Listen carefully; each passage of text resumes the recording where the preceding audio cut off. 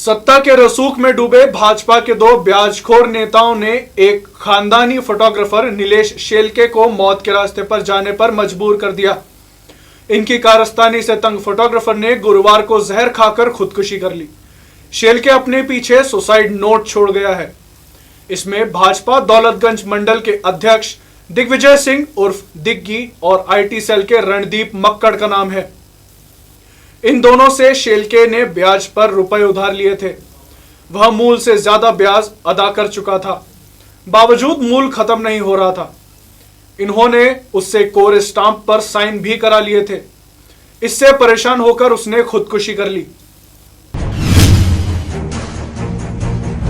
अभिषेक नगर में रहने वाले नीलेश नानाखेड़ा क्षेत्र में स्टूडियो कैफे संचालित करता था। उसके पिता की पेशेवर फोटोग्राफर थे और उनकी फ्रीगंज में बसावड़ा पेट्रोल पंप के पास आरके स्टूडियो के नाम से दुकान थी। हालांकि यह दुकान कुछ सालों पहले बंद हो चुकी है। एएसपी रुपेश द्विवेदी के मुताबिक नीलेश ने दिग्विजय सिंह से 1 लाख रुपए 8% दर पर उधार लिए थे। इसी तरह रणदीप मक्कड़ से 30,000 रुपए 5% की दर पर लिए थे। इसके बदले में वह बड़ी रकम दोनों को दे चुका था, लेकिन इनका ब्याज और मूल लेने का सिलसिला खत्म नहीं हो रहा था। लॉकडाउन में जब पूरा देश बंद था, तब भी वह दोनों उससे पूरा ब्याज ले रहे थे। इससे ही वह परेशान था। पिछले दिनों अतुल गहलोत, समीर सन फाइनेंस और विजय पटेल ने उनसे 500 रुपए के स्टाम्प पेपर पर साइन करा लिए थे। नीलेश को यह सभी उसका मकान बिकवाने की धमकी दे रहे थे। इसी से परेशान होकर उसने जहर खा लिया था। शहर में ब्याज का कारोबार जमकर फल फूल रहा है। इसके पीछे बदमाशों की एक बड़ी फौज काम कर रही है। यह सूदखोर मजबूर लोगों को 3 से लेकर 40% दर पर रुपए उधार देते हैं। इनसे तगड़ा ब्याज वसूलते हैं। बदमाशों के पास ब्याज पर देने का यह रुपया बड़े अधिकारियों, नेताओं की जेब से आ रहा है। यह लोग अपने काले धन को सफेद करने के लिए रुपए ब्याज पर चलवा देते हैं। ब्याज पर रुपए देने के कई तरीके हैं। इनमें सबसे पुराना प्रचलित तरीका महीनेवार ब्याज का है। यह तरीका व्यापारी वर्ग में ज्यादा प्रचलित है। वह अपने कारोबार को बढ़ाने के लिए 1 से 3% की दर पर ब्याज पर रुपए लेते हैं। ब्याज पर रुपए देने का दूसरा तरीका चेक रखकर उधार देने का है। इसमें उधार लेने वाले से कोरा चेक रखवा लिया जाता है। रुपए उधार देने की दर महीनावार होती है। यह दर 5 से लेकर 20% तक होती है। ब्याज पर रुपए रखने का तीसरा तरीका एटीएम कार्ड रखने का है। यह तरीका सरकारी कर्मचारियों के साथ अपनाया जाता है। जरूरतमंद सरकारी कर्मचारी का एटीएम ब्याजखोर रख लेते हैं और उसकी पेमेंट आने पर अपना रुपया वसूलते हैं। ब्याज पर रुपए रखने का चौथा तरीका इस वक्त सबसे ज्यादा प्रचलन में है। यह डायरी सिस्टम है। इसके मुताबिक जरूरतमंद से ब्याज की दर पहले ही तय कर ली जाती है।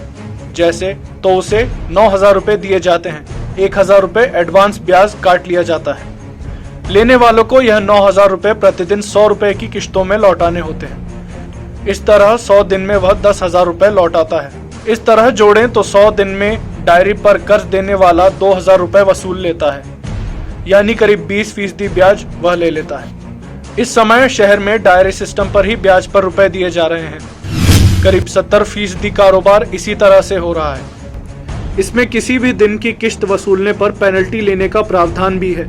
यह सूदखोर के लिए अतिरिक्त कमाई है। सूदखोर के मामले पुलिस तक तभी पहुंचते हैं जब ब्याज पर रुपए लेने वाला खास परेशान हो या खुदकुशी जैसा तरीका अपनाए। सूदखोर का खौफ इतना होता है कि आम आदमी उससे बुरी तरह डरता है। यह सूदखोर पीड़ित को कई तरह से शोषण करते हैं। यह उन्हें आर्थिक तौर पर तो गुलाम बना ही रहे हैं, कहीं तो पीड़ित की घर की महिलाओं पर भी बुरी नजर रखते हैं। मजबूरी में दबा व्यक्ति कुछ कह नहीं पाता। कानूनन केवल 1.5% ही ब्याज ले सकते हैं। सूदखोरी कानूनी तौर पर भी की जा सकती है, लेकिन यह फायदेमंद कम है। कानूनन सूदखोरी करने के लिए नगरीय निकाय से लाइसेंस जारी करवाना पड़ता है। इसमें भी 1.5% दर से ज्यादा ब्याज नहीं लिया जा सकता। इस राशि का पूरा लेखा जोखा रखना पड़ता है। हर साल इसकी जानकारी आयकर विभाग को देनी पड़ती है। इसी कानूनी पछड़े में बहुत कम लोग पड़ते हैं। तत्कालीन एसपी सचिन अतुलकर ने सूदखोरों पर प्रभावी कार्रवाई की थी। उन्होंने अपने कार्यकाल में कई सूदखोरों को जेल भी भेजा था।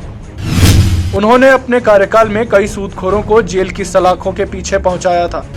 उनके जाने के बाद एक बार फिर सूदखोर सिर उठाने लगे हैं।